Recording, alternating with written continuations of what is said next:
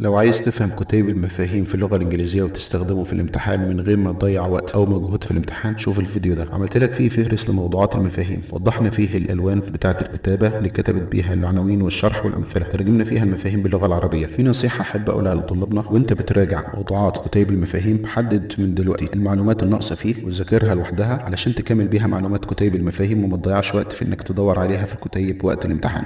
فهرس المفاهيم في اللغة الإنجليزية بيختلف حسب شعبتي الأدبي وعلم علوم عن شعبة قسم علمي الرياضة. بالنسبة لفهرس مفاهيم شعبتي الأدبي وعلم علوم، رقم الصفحة بتبدأ من صفحة 18 إلى 21، ودي بتتكلم على الأزمنة كلها بأنواعها كلها: الباست present وفيوتشر، وكمان بتتكلم على جزء city verbs أفعال الثبات والحالة. رقم 22 بتتكلم على الفريزال verbs والverb patterns الأفعال الاصطلاحية وأنماط أو أشكال الأفعال. صفحة 23 بتتكلم على 3 أفعال: seem to وbe meant to وbe supposed to. صفحة 24 بتتكلم على causative verbs أو الأفعال السببية. من صفحة 25 ل 27 بتتكلم على adjectives adverbs and compound adjectives الصفات والأحوال الصفات المركبة. صفحة 28 بتتكلم على passive المجهول. صفحة 29 بتتكلم على quantifiers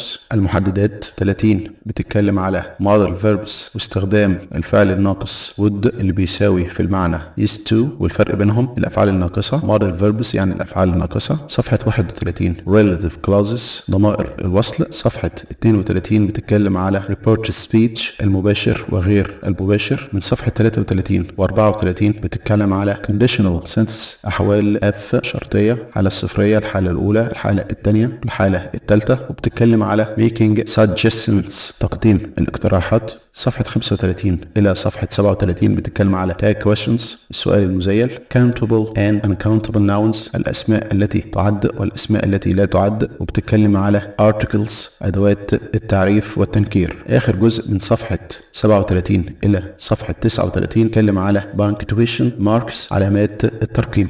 بالنسبة لفهرس مفاهيم شعبة علمي رياضة نفس الأجزاء ولكن بتختلف. بتبدأ من صفحة 16 وبتشمل نفس العناوين مع اختلاف الصفحات. بالنسبة للألوان الكتابة في كتيب المفاهيم عندنا 3 ألوان: اللون الأزرق لون العناوين زي المثال اللي عندنا use or make someone infinitive without to. اللون الأسود لون الشرح زي ما بيشرح عندنا المثال ده to say that someone forces someone else to do something. اللون البني الغامق لون الأمثلة زي المثال اللي عندنا our teacher made us read the book again.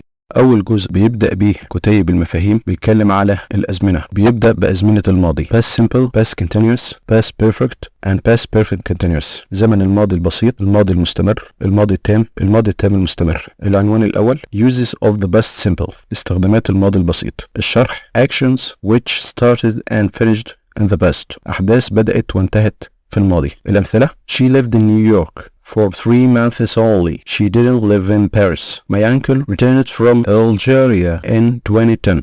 Did you visit the new administrative capital museum a week ago? العنوان الثاني a sequence of actions or events مجموعة أحداث أو أفعال في الماضي. المثال: She finished her degree then moved back to Egypt. العنوان اللي بعده repeated actions and habits in the past أحداث وعادات في الماضي. هبة wrote lots of novels during her 30s. Karim didn't like going swimming when he was little. Did you often paint pictures at primary school? العنوان اللي بعده past habits عادات الماضي، ودي ممكن نستخدم فيها زي ما كاتب لك في العنوان uses of used to didn't used to استخدامات used to للتعبير عن عادات كانت تحدث في الماضي ولا تحدث في الوقت الحالي أو انتهت في الوقت الحالي. الشرح to describe situations and regular habits in the past لتصف مواقف وعادات منتظمة في الماضي. المثال: People used to leave a lot of rubbish on the beach. There didn't used to be a sports center in our town. العنوان اللي بعده to compare the past and the present لنقارن ما فعلناه في الماضي بالحاضر. My father used to stay up late when he was young, but now he goes to bed early. Uses of what plus infinitive استخدامات what اللي بيجي بعدها مصدر الفعل to describe past habits and typical behavior not to describe past situations لتصف عادات متكررة في الماضي وسلوك مثالي المثال: In the past we'd go to seaside, but this summer we decided to go to the village instead. I asked my brother to volunteer with me many times, but he wouldn't do it. العنوان اللي بعده uses of past continuous، استخدامات زمن الماضي المستمر. الشرح: To speak about an action that was in progress at particular time in the past. حدث كان مستمر في وقت معين في الماضي. المثال: I was doing my homework at 9 p.m. yesterday. الشرح اللي بعده an action that was already in progress when another action took place. حدث كان مستمر عندما قطعه حدث آخر في الماضي. المثال: Amira was studying in Cairo when she met her husband. While I was walking to school, I saw a terrible accident. الشرح اللي بعده two actions in progress in the past at the same time. حدثان كانوا مستمرين في نفس الوقت في الماضي. While I was listening to the lecture, I was making notes. في ملحوظة هنا، note يعني ملحوظة. Using during، كلمة during بمعنى أثناء أو خلال. Not while before a noun، هنستخدم during وليس while في حالة عدم وجود فاعل في الجملة بدال كلمة while إذا كان متبوع باسم، ممكن يكون الاسم ده يسبقه صفة ملكية وليس اسم فاعل. اسم الفاعل اللي هو الفعل بينتهي ب ing، ده في الحالة دي هنستخدم while وليس during، برضو في حالة عدم وجود فاعل في الجملة. المثال اللي قدامنا: I met two of my old friends during the party. الزمن اللي بعده uses of the past perfect simple، استخدامات زمن الماضي التام. For actions or events which happened at an earlier time than another event in the past. أحداث أو أفعال حدثت في الماضي في وقت قبل حدث آخر، يعني بتفيد ترتيب الأحداث في الماضي.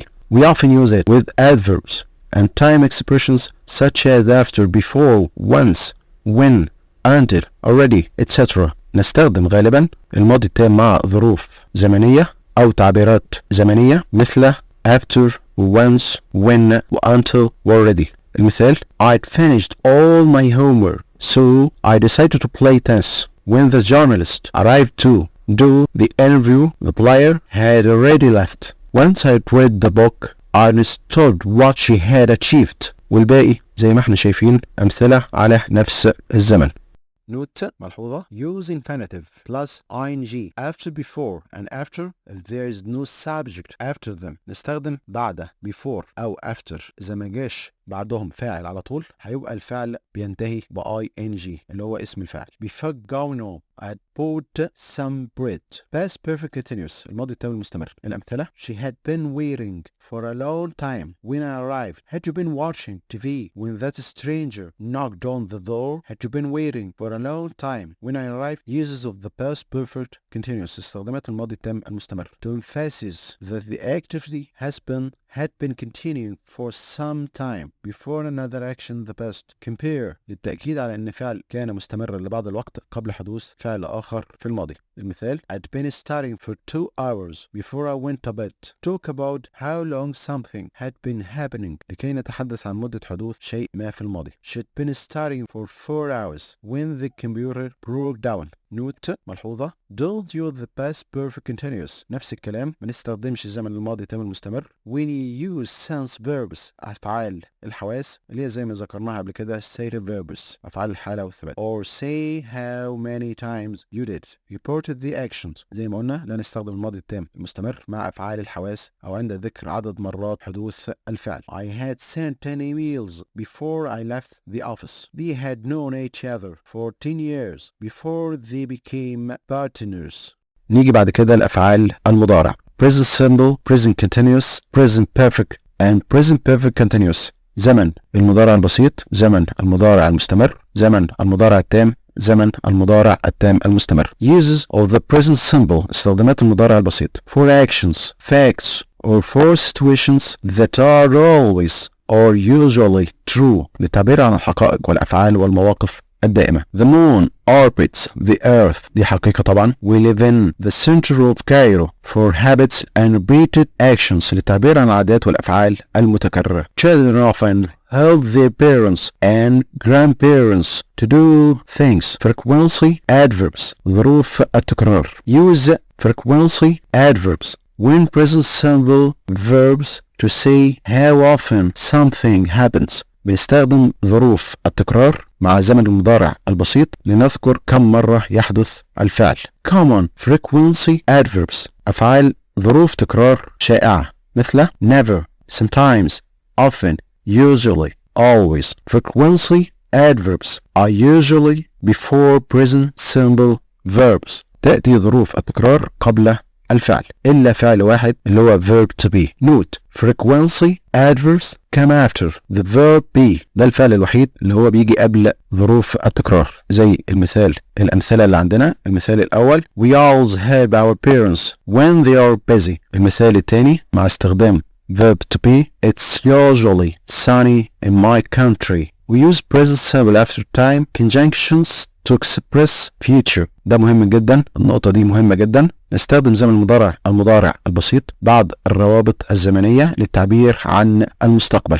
After Jack reaches London, he will send us an email. Both the present perfect simple have, has plus past participle and the present perfect continuous have, has been plus verb ing are used to talk about actions or situations which start in the past but are still connected to the present. The actions are either still happening, they finished a very short time ago, or they have direct effect on the present. استخدام كل من المضارع التام البسيط والمضارع التام المستمر للتعبير عن الأفعال والمواقف التي بدأت في الماضي ولكن لها أثر في المضارع. هذه الأفعال إما أنها ما زالت تحدث أو انتهت من فترة بسيطة، فترة وجيزة، أو لها تأثير في المضارع في الوقت الحالي.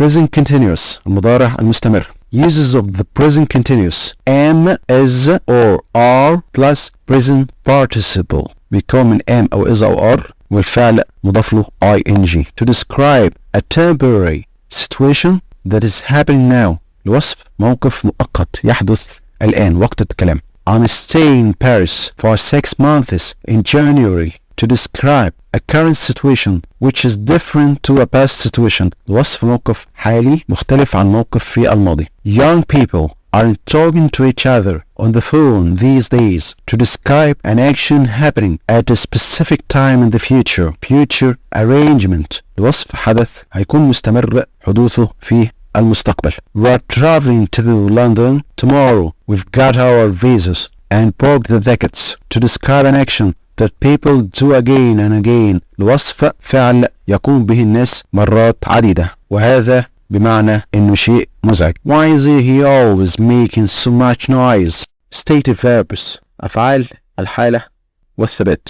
Uses of stative verbs استخدامات أفعال الحالة والثبات. For thoughts and opinions للتعبير عن الأفكار والآراء. Think مثل أفعال think, know, mean, imagine, believe. I think Alexandria is a beautiful city.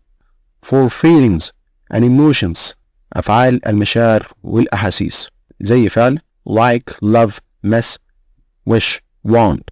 We miss our parents when we are far away from them. To describe how you see the world لوصف أفعال الحواس. Hear, see, look, smell, taste. The chicken smells delicious. For positions and measurements belong, have, measure, we. أفعال الملكية والقياس زي فعل belong يخص أو يتبع have, measure, we يعني يلزم. The pencil belongs to me. Can you give it back? We can use stative verbs in the continuous form. أهم حاجة بقى في الأفعال دي كلها هي النقطة دي إن الأفعال stative verbs ما ينفعش نستخدمها في زمن المستمر بأي نوع من أنواعه. يعني ما ينفعش نستخدمه مع المضارع أو الماضي المستمر ولا المضارع التام المستمر أو الماضي التام المستمر. I want to study abroad when I'm older. Not ما ينفعش أقول في زمن المستمر الفعل بتاع want. I'm wanting to study abroad when I'm older. طبعا المثال التاني خطأ. في ملحوظة مكتوبة في النوت اللي قدامنا على جهة اليمين. Some verbs can refer to stative or actions depending on context. يعني بعض هذه الأفعال يمكن أن تكون إما أفعال حالة يعني بتمثل موقف دائم، أو أفعال حركة وفي الحالة دي بتعتبر موقف مؤقت حسب طبعا السياق بتاع معنى الجملة. زي المثال اللي قدامنا I enjoy living in Barcelona, Spain. Permanent situation. This is always true. يعني ده بيمثل موقف I enjoy my holiday in Barcelona describes an action. This is how I'm feeling, behaving at the moment. What do you think I should wear tomorrow? I'm thinking about spending my holiday in the village. Think بتساوي في المعنى ده consider. الزمن اللي بعده the present perfect simple المضارع التام البسيط. The focus is on the result of an action in the present. التركيز بيكون على نتيجة الفعل في المضارع. I've worked there for a long time so I can show you what to do. The action is to work and the present perfect simple is used to focus on the result of working in the present, which is that this person can show someone else how to do something. Actions that have results in the present. المثال he's happy that he has scored a goal in the match. Uses of the present perfect. استخدامات المضارع التام. Actions that start in the past and still continue. أفعال بدأت في الماضي وما زالت مستمرة. I've started French classes and I'm still going to them. We've done a lot of work today and we're still working. لوصف الخبرات experiences. Often, with ever and never. لوصف الخبرات مع كلمتي ever و never. Have you ever interviewed a famous person? I've never been on a plane. Actions which haven't happened. Often, with still or yet. لوصف أفعال لم تحدث من قبل مع كلمات yet أو still. They haven't developed a treatment yet. Selma still hasn't won a professional match. Periods of time with since or for. لذكر تعبيرات الوقت مع كلمتي since أو كلمة for. She's played football since she was 5 since her childhood. I've lived abroad for 5 years. It's years since we last met. We haven't met for years. Note ملحوظة since 3 o'clock for 2 hours. When we use the present perfect simple, we don't say when an action happened, but we can say how long an action that is still happening has happened. For example, since 2018 or for 5 years. ملحوظة لا نستخدم المضارع التام عندما نذكر نهاية حدوث الفعل ولكن نذكر مدة حدوثه. You can't use the verb to be and other verbs like know in the present perfect continuous tense. لا نستخدم فعل be وأفعال الحالة زي ما قلنا قبل كده في الزمن المضارع التام المستمر. So we say عشان كده هنقول في المثال ده I've known him for years وما نقولش not I've been knowing him for years. The present perfect continuous المضارع التام المستمر. The focus is on the activity itself and this is usually an activity that someone has been doing either all the time or regularly for a specific period of time. You also use time expressions with since or for to say how long an action has been happening. التركيز على الفعل نفسه الذي ما زال شخص ما يفعله طوال الوقت أو لمدة معينة ويمكن في الحالة دي استخدام since أو for مع المضارع التام المستمر. الأمثلة We've been interviewing a lot of people about their experiences. Muhammad has been doing some research in that area. I've been working on this project since January. Use the present perfect continuous to focus on the reason. استخدم المضارع التام المستمر للتركيز على السبب. He's tired because he's been working all day. Future tenses أزمنة المستقبل. Present perfect for future use. استخدامات المضارع التام للتعبير عن المستقبل. In clauses with after, once and when we normally use the present symbol To talk about the future نستخدم المضارع البسيط مع جمل بها الروابط الزمنية مثل after أو once أو when للتعبير عن المستقبل. When I finish my studies I'll go and live abroad. Sometimes however we use the present perfect وأحيانا نستخدم زمن المضارع التام للتعبير عن المستقبل. Once I've done the research I'll write the report. After she's finished her degree she'll get a job as a lawyer. The airport will open again when they've moved the plane. Common mistakes.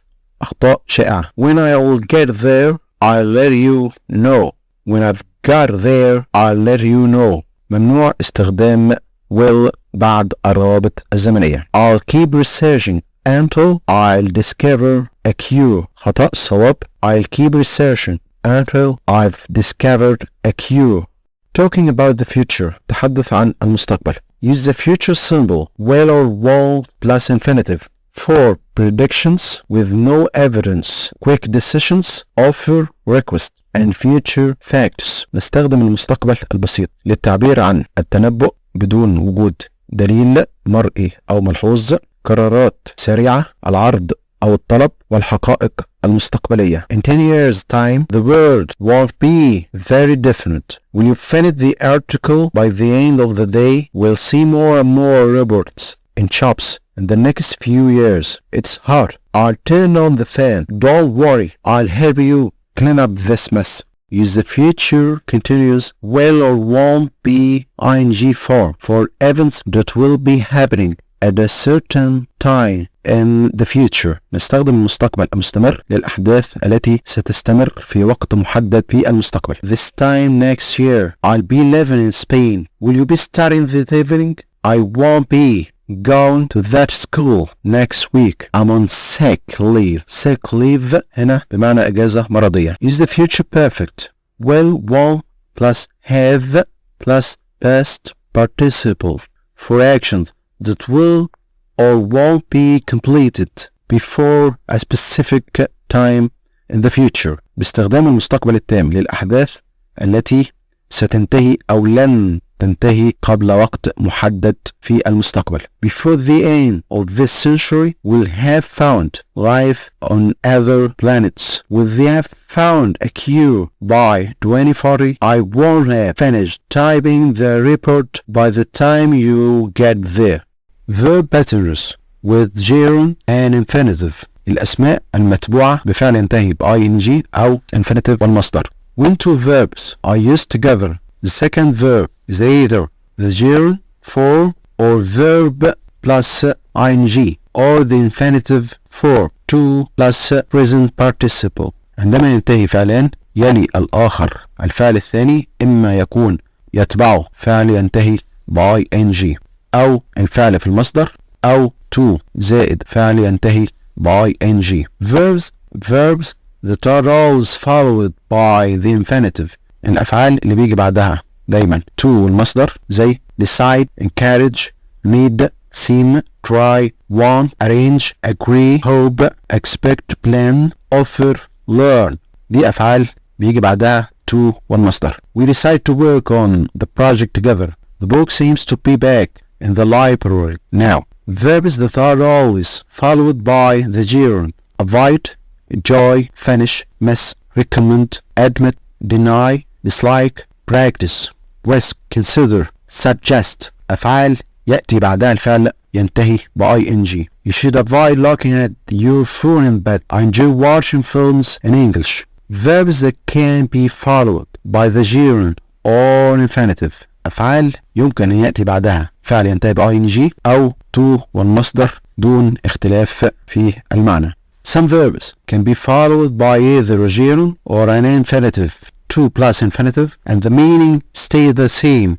Continue, hate, like, start. We'll continue to look for the photos until we find them. Some verbs can be followed by either a gerund or an infinitive but the meaning changes according to the verb form which is used. For example, stop, remember, forget, regret and try. الأفعال دي ممكن يجي بعدها ing أو to زائد المصدر ولكن مع اختلاف في المعنى. When I run, I need to stop to take a break every 15 minutes to stop doing an activity so you can do another activity. توقف عن فعل شيء لفعل شيء آخر. Let's stop thinking of ideas now and start making a plan to stop doing an activity. بالمعنى ده توقف عن فعل الشيء. Please remember to bring your digital camera tomorrow. Don't forget to bring it. I remember meeting this man last year at the wedding reception.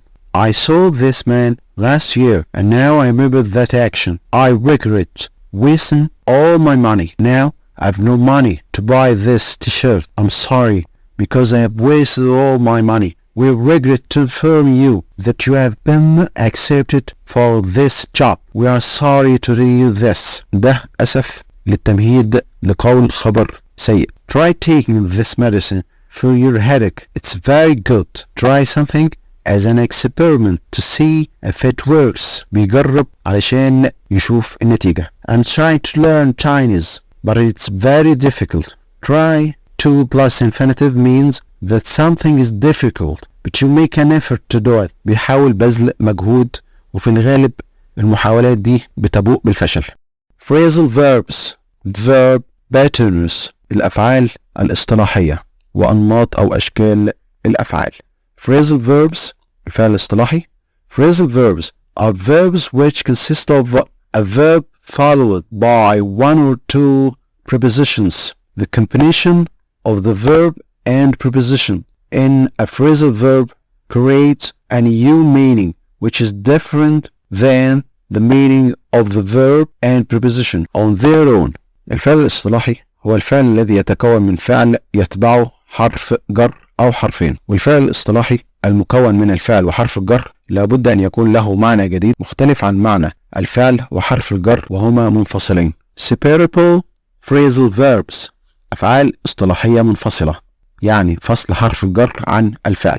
The verb and preposition in some phrasal verbs are always separated by a noun and these are called، ودي بنسميها separable phrasal verbs. The noun comes in between the verb and the preposition. يجب أن ينفصل دائما الفعل عن حرف الجر بوضع اسم بينهما، مثل فعل turn وحرف الجر بتاعه up.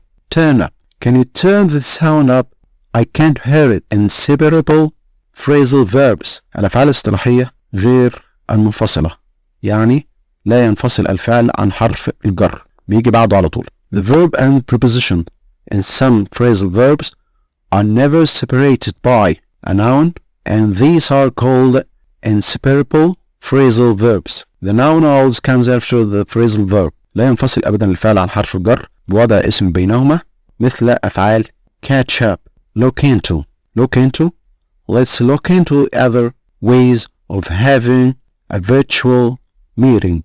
Catch up. I need to catch up with my homework this evening. In some phrasal verbs, the verb and preposition can be either separated by a noun or not, but the meaning is the same. في بعض الأفعال الاصطلاحية لا يختلف المعنى سواء جاء الفعل منفصل عن حرف الجر أو غير منفصل، زي فعل turn off. Can you turn your camera off? Or can you turn off your camera? But with some phrasal verbs, the meaning is different when the verb and preposition are separated by a noun from when they aren't separated by a noun.